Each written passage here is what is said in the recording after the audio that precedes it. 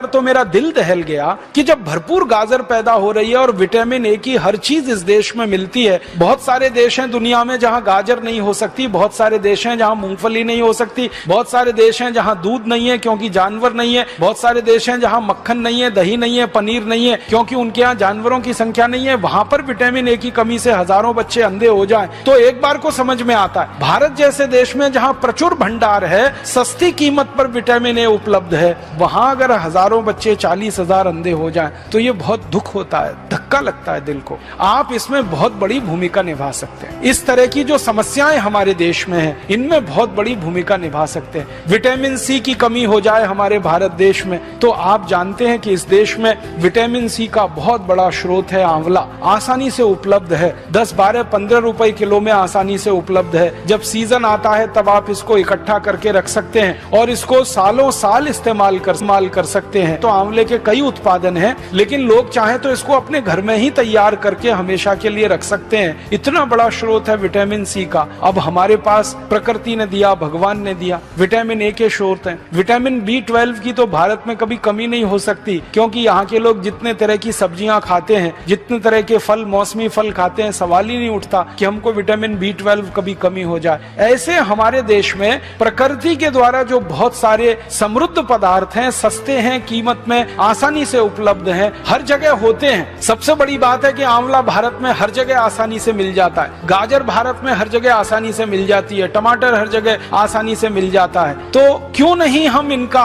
हमारे मरीजों में, हमारे देश के साधारण नागरिकों में प्रचलन बढ़ाएं और इस प्रचलन को हमारे देश में जितना ज्यादा आप बढ़ा देंगे, हमारे मरीजों की फालतू दवाओं पर निर्भरता उतनी कम हो जाएगी। कैल्शियम की कमी के आपके पास जितने सारे मरीज आते हैं और आप उनको कैल्शियम के बहुत सारे स्रोत बताते हैं और आप भारत में बहुत सारी सस्ती चीजों से कैल्शियम को उपलब्ध करा सकते हैं। सबसे आसानी से कैल्शियम हमारे यहाँ उपलब्ध है चूने के पत्थर के रूप में, और चूने का पत्थर एक 50 पैसे का बाजार से खरीदो, पानी में डाल के उसको रखो तो इतना चूना बन जाता है कि साल, 2 साल, 5 साल, 10 साल हम बहुत आसानी से अपने कैल्शियम की पूरे परिवार की जरूरत कम कर सकते हैं। आप भारत के लोगों को एक छोटी सी बात कहिए, विनम्रता से मैं आपसे कहना चाहता हूँ कि लोगों से कहिए कि कैल्शियम की कमी पूरी करनी है तो सेंडोज की गोलियां ले आते हैं। कैल्शियम सेंडोज की सैकड़ों रुपए की गोलियां आती हैं। बेचारा गरीब आदमी तो सोच के ही परेशान हो जाता है, फिर उसका खर्चा बहुत बढ़ जाता है। माताओं को अक्सर गर्भावस्था के समय में कैल्शियम की गोलियां आप सब बताते हैं, तो उनको इतना ही कह दीजिए कि चूना खाओ, और लोगों से कहिए चूना लगाओ मत, किसी को चूना खाओ। चूना लगाने के लिए नहीं है, खाने के लिए। ये चूना लगाने की जो आदत आ गई है हमें अंग्रेजों से सीख कर हमने चूना लगाना सीख लिया सबको। पहले कोई इस देश में किसी को चूना नहीं लगाता था, अंग्रेजों के आने के बाद हमने चूना लगाना सीख लिया। तो लोगों से कहिए चूना लगाओ मत, चूना खाओ। ये चूना खाने के लिए है। बस इतना ही विनम्रता से कहिएगा कि तंबाकू के साथ मत खाओ। उसको खाना है तो दही में डाल के खाओ, उसको